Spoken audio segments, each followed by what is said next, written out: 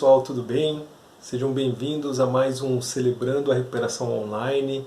É muito bom ter você aqui no canal da igreja. Se você não é inscrito, inscreva-se no YouTube da igreja para você receber os conteúdos que a igreja publica no canal, que vai abençoar muito a sua vida. Meu nome é Robson Ribeiro, eu sou um crente em recuperação, luto contra a baixa autoestima, sentimento de inferioridade, ansiedade, e hoje é dia de testemunho. E para mim, especialmente, acho que para todo mundo, né, que dá um testemunho de vida, é um momento muito especial, porque para você vir aqui falar, você tem que trazer à sua memória tudo que Deus fez na sua vida, tudo que Ele abençoou, e nesse momento o nosso coração se enche de gratidão, né? Se enche de gratidão. Então é uma satisfação muito grande estar aqui para poder falar um pouquinho para vocês como que foi o processo de recuperação da minha vida, alguns caminhos, alguns desafios que eu enfrentei para chegar até o momento, né, que eu me encontro hoje lutando contra essas questões que eu coloquei para vocês no começo. Então vamos lá. Primeiro eu quero trazer aqui, antes de falar um pouco do testemunho, um capítulo, né, um trecho aqui do livro de Jeremias 17, versículos 5 e 6, que tem um pouco a ver com o que eu vou falar para vocês aqui. Assim diz o Senhor: maldito o homem que confia no homem, que faz daquilo que é mortal a sua força, e afasta o Senhor do coração. Ele é como um arbusto no deserto, não perceberá quando vier bem algum. Pelo contrário, morará nos lugares secos do deserto, em terra salgada e desabitada. Pois bem, para começar o meu testemunho, eu vou trazer algumas situações, algumas coisas, para não me alongar muito, né? Porque também se eu for falar aqui de tudo que ocorreu, a gente vai ficar aqui muito tempo, precisa de muito tempo, né? Então eu vou trazer algumas situações da minha vida até chegar o momento da conversão, e o quanto isso foi fundamental, o quanto isso é fundamental para a minha vida, né? Fazendo um paralelo, eu vou citar algumas questões da minha infância. Eu sou o irmão do meio de dois irmãos. Tenho meu irmão mais velho, que mora na Alemanha, o meu irmão mais novo, que mora em São Paulo. E tenho os meus pais. Nasci em São Paulo, vim pequeno aqui para a cidade de Jacareí. E o contexto todo da infância, basicamente resumindo, eu era uma criança muito quieta, uma criança muito introspectiva. E isso levou as pessoas, porque meus dois irmãos eram muito arteiros, né, e eu sempre fui o mais quietinho da família. E a família toda, minhas tias, minhas avós, meus pais, todo mundo falava que eu era a parte boa da família, que eu era o bonzinho da família, então eu ouvi muito isso quando eu era criança. Tá? E isso me fez, a primeira coisa, né, que trouxe negativa para a minha vida é que me fez vestir uma máscara de pessoa boa.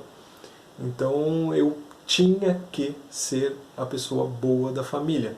Né? E isso implica em não saber falar não para as pessoas, isso implica em ter dificuldades de ter conversas difíceis, né? De expor ali, traz o reflexo da questão de falta de posicionamento em assuntos polêmicos e várias outras questões. Então teve esse fato na minha infância que me fez vestir essa máscara, né? E até certa forma não, em muitas ocasiões da minha vida eu usei isso para manipular as pessoas, né? Então assim, eu me colocava como uma pessoa boa para tentar ali conseguir o que eu desejava. E um outro aspecto muito marcante da minha vida é a questão de comparação, né? Nessa fase da infância, e pegou também a adolescência, a fase adulta também, a questão da comparação com meus irmãos. Eu tinha a percepção que o meu pai valorizava mais e amava mais os meus irmãos. Então isso me trouxe muito sentimento de inferioridade, de insegurança, me incomodava muito, um sentimento de vazio muito grande por conta dessa questão. Então a minha infância foi marcada por esses dois fatores, né? A questão de ter que ser a pessoa boa e a questão de comparar com os meus irmãos para ter o amor do meu pai.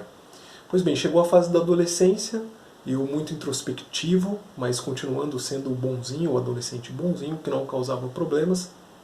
Eu virei um roqueiro, andava com camiseta de banda, tive cabelo comprido, cheguei a fazer uso de drogas, bebida, frequentava bares até de madrugada. De certa forma, a questão de utilizar essa máscara de ser a pessoa boa me trouxe proteção na minha adolescência. Evitou que eu fizesse muitas outras cagadas, aí, coisas ruins, né, desculpa o termo, mas me protegeu, né, de certa forma, de seguir por caminhos mais perigosos, né, porque na minha adolescência o círculo ali de amizade e de pessoas próximas na escola, etc., fazia todo sentido eu me envolver com coisas piores. E por conta desse medo de perder essa questão, né, de ser a pessoa boa, me protegeu durante essa fase. Agora, chegando na fase adulta, obviamente que todo esse sentimento de inferioridade, de complexo, né, o complexo de inferioridade, de falta de entendimento de identidade, de quem eu era, falta de posicionamento, me trouxe muitos outros problemas, né? Obviamente que eu não assumia os papéis e as minhas responsabilidades. Então eu sempre deixei muito a vida me levar pelos caminhos, as pessoas me conduziam na realidade, porque eu não sabia falar não para as pessoas, e eu ia assim, né? Sem um sentimento de propósito, sem saber quem eu era, não tendo atuação nos papéis da minha responsabilidade, como pai, marido, profissional, né? Mas sempre com a questão de ter que aparentar ser uma pessoa boa, né? Então isso acabou manipulando as pessoas que tinham contato comigo, né, nessas esferas pessoais e profissionais, me garantindo aí certa proteção, né? E fazendo com que eu conseguisse manter esses relacionamentos. Mas a que custo, né? A que custo isso foi causado, né? E todas essas questões, obviamente, trazem uma falta de credibilidade com as pessoas, né? Então, a credibilidade que eu tentava construir era em cima dessa falsa bondade. Então foi esse o caminho todo percorrido por conta dessas questões. Até que quando eu completei 30 anos, para minha surpresa, eu fui fazer uma matéria e tirar umas fotos na primeira igreja batista em Jacareí. E lá estava a Ellen e o Wagner, né, que são... A Ellen é prima da Kelly. E eu, ironicamente, eu criticava muito os evangélicos, a igreja evangélica. Tanto que na minha adolescência eu frequentei vários lugares, né? Frequentei vários lugares tentando preencher esse vazio que eu sentia. E para minha surpresa, eu entrei numa igreja onde inicialmente não tinha um pastor gritando, né? Essa era a percepção que eu tinha, né? Por que precisa gritar, etc e tal. Então eu entrei lá em um discurso totalmente racional que me surpreendeu, né, do pastor Luiz na época. E foi muito impactante para mim, esse primeiro contato. E depois, desculpa, eu dei uma mexidinha aqui no tripé. Então, e depois, para minha surpresa, eu voltei lá para entregar a revista, e a Kelly também fez uma visita, gostou, e eu comecei a me envolver com a igreja. E foi um grande ponto de transformação, foi um ponto essencial, porque hoje eu tenho 38 anos, né, e nesses 8 anos de conversão, eu tenho tratado todas essas questões. Obviamente que eu tenho as minhas recaídas, né? Então Celebrando a Recuperação vem aí para dar todo esse suporte, né? Para como eu faço para lidar com essas recaídas. Então ainda hoje eu tenho a questão das comparações com os meus irmãos, né? De uma forma bem menos intensa e bem menos impactante com a questão emocional, mas eu ainda caio sim. Tenho as comparações, tem a questão com meu pai já está super resolvida. Às vezes eu tenho sim sentimento de inferioridade, tenho a questão dos complexos. Uma coisa que passou totalmente foi a questão de como eu me vejo hoje. Hoje eu tenho a certeza de quem eu sou, de qual é a minha identidade em Deus, qual é o propósito que eu tenho aqui. Às vezes a questão da ansiedade, da baixa autoestima, me fazem ficar meio off, né? Então eu ainda também tenho essas recaídas de ficar meio off e não ter aquela atuação que o papel que eu estou exercendo ali necessita, né? Então, para isso, aqui em casa, por exemplo, eu tenho a minha esposa, que ela é a pessoa que quando ela vê que eu estou fora de órbita, aí ela vem e pega meu filho, volta para cá. E ali no início da conversão, que é uma coisa que eu tenho muito forte, que eu preciso tratar também, é a questão de eu ter que fazer muitas coisas, né? Então esse sentimento de inferioridade que eu tenho, ele se traduz na questão de eu ter que trabalhar muito, ter que sempre fazer as coisas, ser produtivo, etc e tal. Isso me afasta, né, de algumas coisas, tem alguns ajustes de agenda, como o pastor Vicente colocou, que eu preciso diariamente fazer. Porque se eu não fizer o controle da minha agenda, eu me perco nela e acabo focando muito na questão de trabalho. E isso foi quando eu comecei na igreja, eu queria me envolver com todas as coisas, era como se eu estivesse trabalhando para Deus. E não é esse, né, o sentido, né, o objetivo de estarmos ali na igreja, né? O serviço ele é muito importante, mas não é algo que você precisa... Você não pode esquecer das outras coisas, né? Do seu ministério familiar, das outras questões importantes da sua vida. Então, essa construção do novo eu, de encontrar aí a minha verdadeira identidade, ela está sendo construída, né, dos meus 30 anos para cá, e tem sido muito importante. E é uma luta diária que a gente tem que ter, o contato diário mesmo com a palavra de Deus. Às vezes é super difícil, a gente começa fazendo as devocionais, aí as devocionais em família, e daqui a pouco alguma coisa acontece, você acaba deixando para depois, vem um cansaço, mas tudo isso precisa ser tratado, né? A gente precisa colocar aí na nossa agenda esse relacionamento com Deus, né? Esse relacionamento diário, para fazer essa mudança de caráter, né? essa reconstrução para um novo homem, uma nova mulher, para que a gente possa desempenhar os papéis que Deus colocou para nós, cuidando da nossa família, dando os nossos filhos, sendo um bom profissional, tendo coragem para se posicionar quando é necessário, tendo coragem para enfrentar os medos, vivendo um dia de cada vez, com a cabeça focada no presente, estando presente nas situações, não tendo medo de ter conversas difíceis. E ironicamente não, né, mas eu tenho passado por uma fase tão importante atualmente, tanto na igreja, né, o momento que nós temos passado, o ano dos ajustes, mas também profissionalmente no trabalho. Há 9 meses eu tenho tido contato com uma nova gerente que eu tenho a liberdade de conversar sobre essas coisas com ela também, né? Sobre essas questões pessoais, de personalidade, tudo. E ela tem ela tem feito uma mentoria, né? Às vezes é dolorido, mas é necessário, né? Porque tira a gente da zona de conforto e só dessa forma que o progresso, né, vem na nossa vida. Então, são essas as questões.